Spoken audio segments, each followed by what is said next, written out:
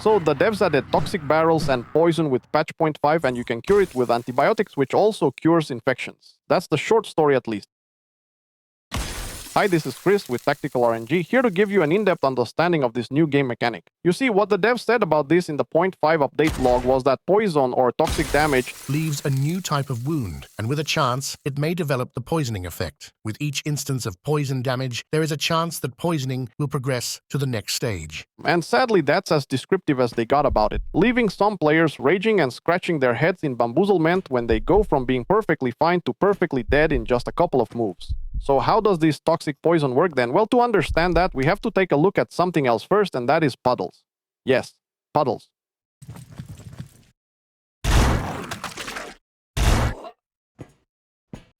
If you've played Quasimorph, chances are you've stepped through puddles of blood and oil many times before. Puddles form on the floor from the blood of slain enemies and the drained oil of destroyed robots. There are also toxic green tanks that can break and spill toxic sludge all over. The secret to these puddles is that they are not all made equal. Each floor tile with a puddle in it also has a number hidden in it. That number represents the concentration of whatever substance that puddle is made of. We can't see this number, but we can get an approximate visual impression of how big it is by checking out the size of the puddle. The bigger the puddle, the higher the substance concentration and the stronger the effect of the substance in whatever game mechanic it is involved. For blood, the mechanic is just visual. Stepping through a big puddle of blood will just cause more blood to rub off on your boots and into the adjacent floor tile you're moving into. This spreading mechanic applies to all puddle types.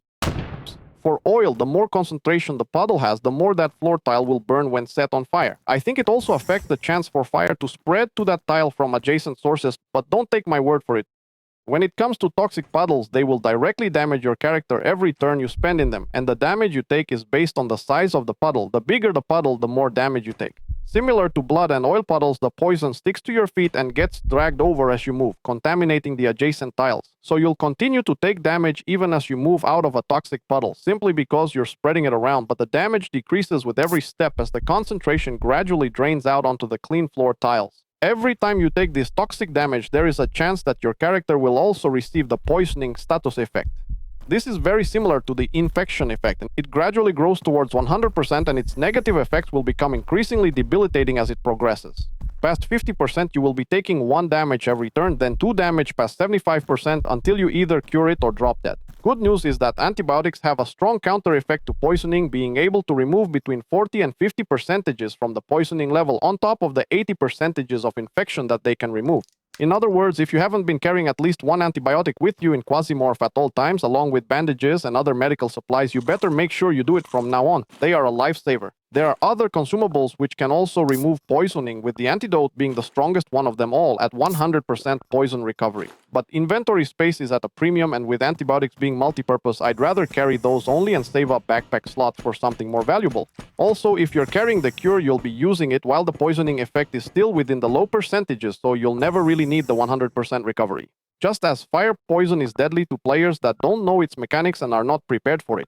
Now that you understand toxic puddles and poisoning, let's talk about preparation, more exactly resistances.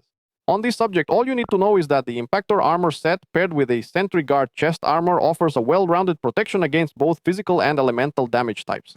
This set is also easy to acquire early game from human enemies in Mars missions. In addition, the update introduced meaningful resistances on vest items, with chainmail vests now offering a solid protection bonus on top of your armor set. So you may want to trade for a couple of those too. I believe SBN have them on offer very early game by default.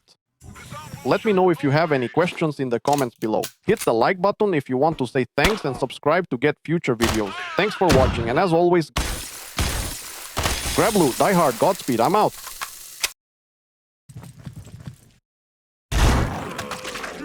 Ha ha ha!